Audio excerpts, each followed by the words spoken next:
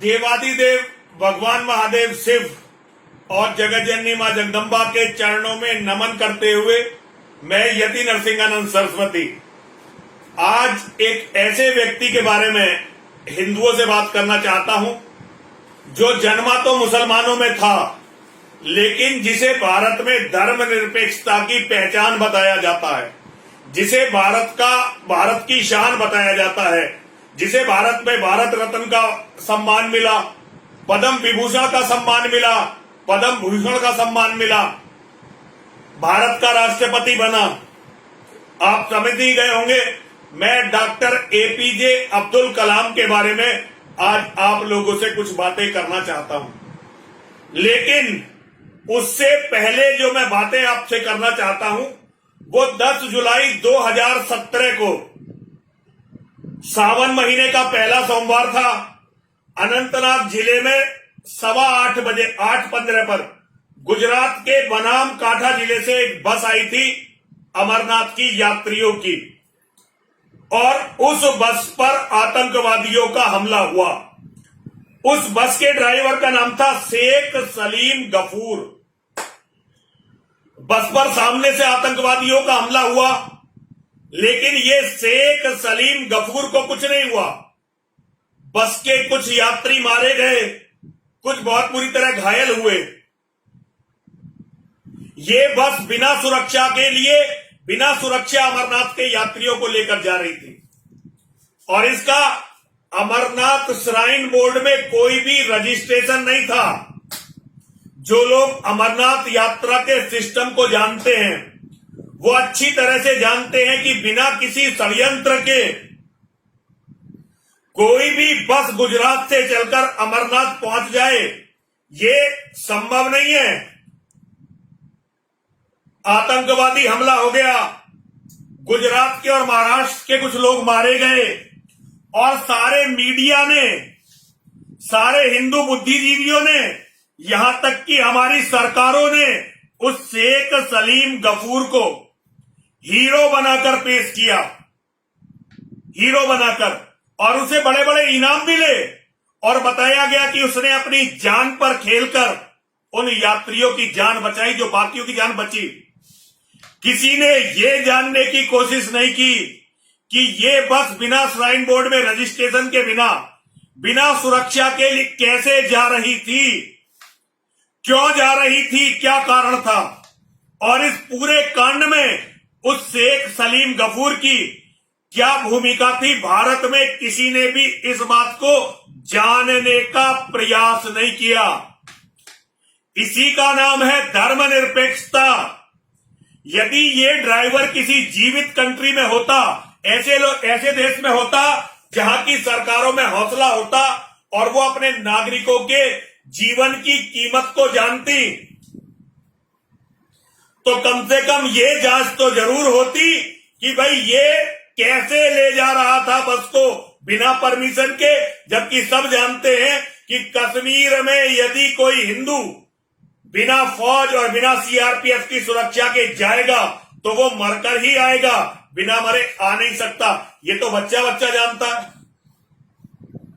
किसी हिंदू ने सवाल नहीं उठाया, मुसलमान तो उठाते क्यों। और उस ड्राइवर को करोड़ों रुपए इनाम में मिले।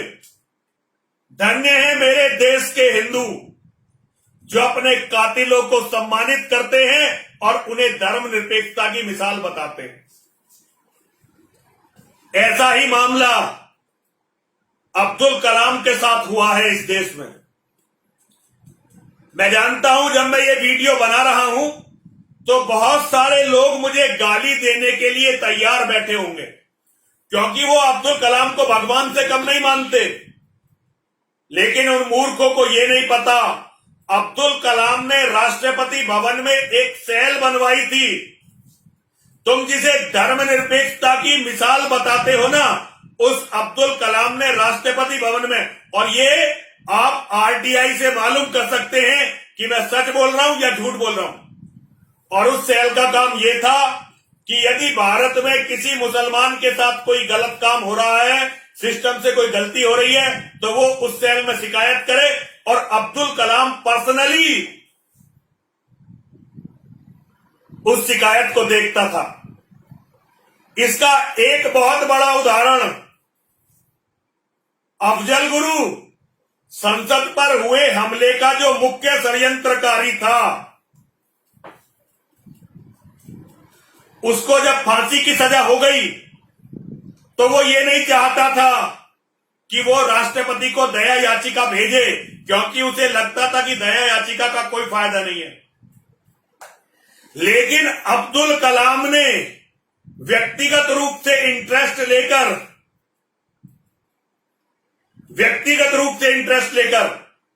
अफजल गुरु की पत्नी, उसकी मां और उसके बेटे को बुलाया अपने पास। ये ऑन रिकॉर्ड है, राष्ट्रपति भवन का रिकॉर्ड है, इसे मिटाया नहीं जा सकता।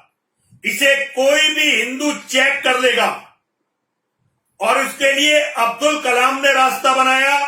एक शिकायत अब्दुल कलाम की उस सेल पर आई जो उसने मुसलमानों के लिए बनाई थी। शिकायत आने के केवल 2 दिन के अंदर अब्दुल कलाम ने अफजल गुरु की पत्नी, उसके बेटे और उसकी मां को मिलने का समय दिया। जो लोग भारत के राजनीति के सिस्टम को जानते हैं, जो भारत के गवर्नर और प्रेसिडेंट, राष्ट्रपति और राज्यपाल के प्रोटोकॉल को जानते हैं, वो ये जानते हैं कि 2 दिन में राष्ट्रपति से मिलना किसी भी तरह से संभव नहीं होता। ये तो आम व्यक्ति के लिए क्या, मंत्रियों के लिए भी संभव नहीं है। लेकिन अब्दुल कलाम के लिए अफजल गुरु के परिवार के लोग अपना ही परिवार थे और सारे के सारे जितने भी प्रोटोकॉल हैं उन्हें तोड़कर केवल 2 दिन के अंदर अब्दुल कलाम उनके परिवार से मिला और उसने परिवार के लोगों से कहा कि आप जाइए। ऑन रिकॉर्ड है ये बात। अब्दुल कलाम से मिलने के बाद अफजल गुरु ने जब अफजल गुरु का परिवार अब्दुल कलाम से मिल गया तो फिर वो जेल में अफजल गुरु से मिलने गए और अफजल गुरु ने दया याचिका डाली। भारत की सबसे घटिया सरकार उस समय थी। कांग्रेस का ये यूपीए 2 शुरू हो गया था।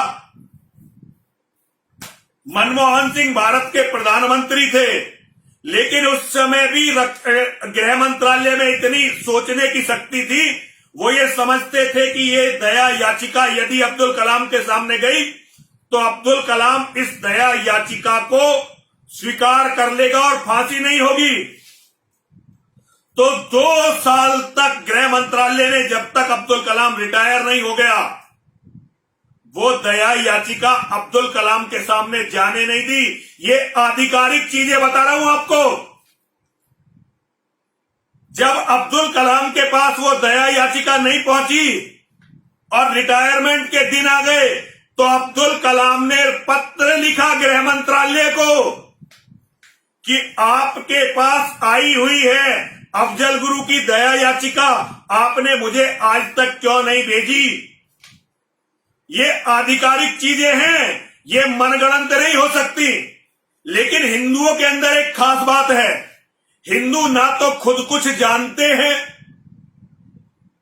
केवल अपने नेताओं की, अपने संगठनों की बातें सुनते हैं और उनके नेता जब कह देते हैं कि जी ये तो धर्मनिरपेक्षता का बड़ा प्रतिमान है, तो वो उस व्यक्ति को धर्मनिरपेक्षता का प्रतिमान मानते हुए बाकी सबकी बातों को रद्द कर देते हैं।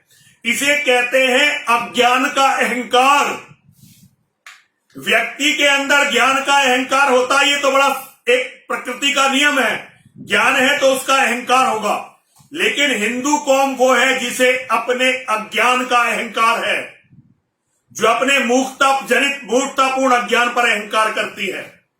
कल मैंने अपने फेसबुक पर यह लिखा था कि पाकिस्तान के एटम बम में अब्दुल कलाम का बहुत बड़ा हाथ है। बहुत सारे लोग बिफर गए, कह रहे हैं जी ये तो चीन ने दिया है पाकिस्तान को एटम बम की तकनीक। अरे मूर्खों, तुम्हें पता नहीं है, चीन ने तो आज तक किसी देश को एक प्लग बनाने की भी तकनीक नहीं दी। पाकिस्तान को एटम बम बनाने की तकनीक कैसे देगा? वो तुम्हारी तरह मूर्ख नहीं है। चीन पाकिस्तान में जितना भी काम कर रहा है उसके बदले पाकिस्तानियों को गुलाम बना रहा है। अगर उन्होंने एटम बम दिया होता पाकिस्तानियों को तो अब तक सारा पाकिस्तान वो गुलाम बना चुके होते। वो तुम्हारी तरह भाईचारा नहीं निभाते इन भाईजानों का। वो अपने लोगों को इनका चारा नहीं बनाएंगे बल्कि वो इन मांसाहारी राक्षसों को निगल जाएंगे। जब अब्दुल कलाम राष्ट्रपति नहीं रहा तो अब्दुल कलाम एक बार अमेरिका गया और अमेरिका में उसकी नंगी करके तलाशी हुई। नंगी करके उसकी तलाशी हुई। भारत में उस समय यूपीए की सरकार थी। मनमोहन सिंह को, सोनिया गांधी को एक मुसलमान का अपमान बहुत बुरा लगा और उन्होंने आधिकारिक रूप से अमेरिका की सरकार को इसकी आपत्ति दर्ज करवाई। इसकी आपत्ति कि भाई ये हमारा पूर्व राष्ट्रपति है, भारत रत्न है, वैज्ञानिक है, आप इसका अपमान नहीं कर सकते। बहुत जल्दी अमेरिका की सरकार ने 124 फाइलें भारत के गृह विदेश मंत्रालय के सामने रखी। उन्होंने कहा तुम्हारे लिए ये व्यक्ति कुछ भी हो लेकिन हमारी फाइलों में ये आतंकवादी पाकिस्तान का सरपरस्त और पाकिस्तान के एटम बम का फादर है। इस बात को टॉप पर बैठे हुए सभी लोग जानते हैं अच्छी तरह से, लेकिन पूरे देश में आपको ये बात कहते हुए मेरे सिवा कोई नहीं मिलेगा, कोई नहीं मिलने वाला। आज के 10 साल बाद जब मेरी बातों का एनालिसिस होगा मुझे तो आतंकवादी मार देंगे पक्का, क्योंकि भारत के अंदर हिंदुओं की सबसे कट्टर आवाज यति नरसिंहानंद सरस्वती सारी दुनिया के आतंकवादियों के निशाने पर है। मुझे तो मरना ही है, लेकिन तुम जो लोग मुझे गलत बता रहे हो कभी मेरे तथ्यों की जांच करके देखना। मेरे तथ्यों की जब जांच करके देखोगे तो सब कुछ फट जाएगा, एकदम किल्ली निकल जाएगी। क्योंकि तुमने जिसको आधार बनाकर ये बताया है कि मुसलमान सबसे अच्छे होते हैं वो भारत के सबसे बड़े जिहादियों में से एक था, सबसे बड़े जिहादियों में।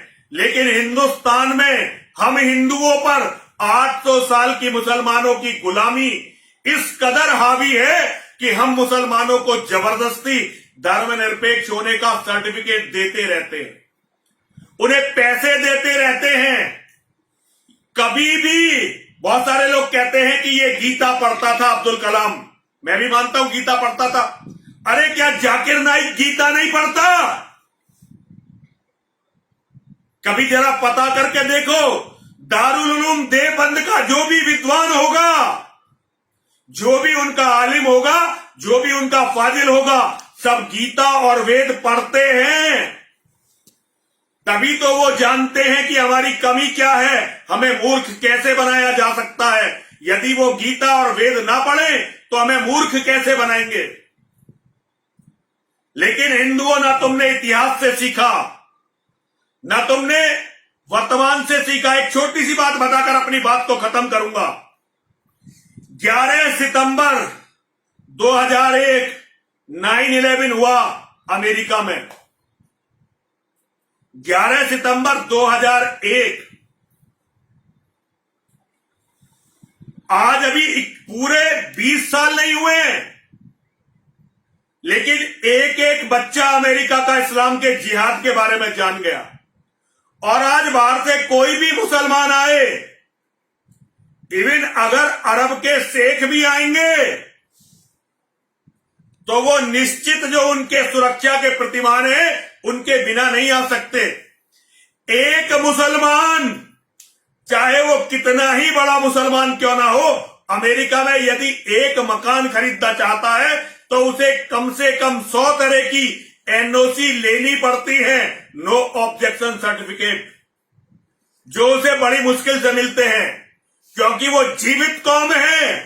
और उनका राष्ट्रपति डोनाल्ड ट्रंप आतंकवाद नहीं बोलता, इस्लामिक आतंकवाद बोलता है। लेकिन भारत में एक भी माई का लाल ऐसा नेता नहीं है जो इस्लामिक आतंकवाद बोलकर दिखा दे। तुम्हारे बहुत सारे नेता हैं जिन्हें तुमने अपने सिर पर चढ़ा रखा है, लेकिन वो सभी ये कहते हैं कि आतंकवाद का कोई धर्म नहीं होता, आतंकवाद का कोई मजहब नहीं होता। अमेरिका केवल 20 साल में जान गया, बल्कि कई साल पहले ट्रंप ने अपना पहला भाषण जब दिया था तो उसने इस्लामिक आतंकवाद शब्द को यूज किया था, इस्लामिक टेररिज्म। वो केवल एक आतंकवादी हमले के बाद जान गए कि इस्लाम का जिहाद क्या है। तुम 1400 साल में नहीं जाने। तुम्हारा कोई भी आदमी 2 गीता के श्लोक बोलकर मूर्ख बना सकता है, क्योंकि तुम ना गीता को जानते हो ना कुरान को जानते हो। मैं भारत के सभी कट्टर हिंदू कहने वाले लोगों से कहना चाहता हूं, तुम कट्टर हिंदू कम हो, पाखंडी ज्यादा हो। और ये अच्छी तरह से समझ लो, मुसलमान जो कुरान, कोई ऐसा दिन अब्दुल कलाम की जिंदगी में नहीं था जिस दिन अब्दुल कलाम ने नमाज ना पढ़ी हो। उसकी जीवनी को चेक कर लेना।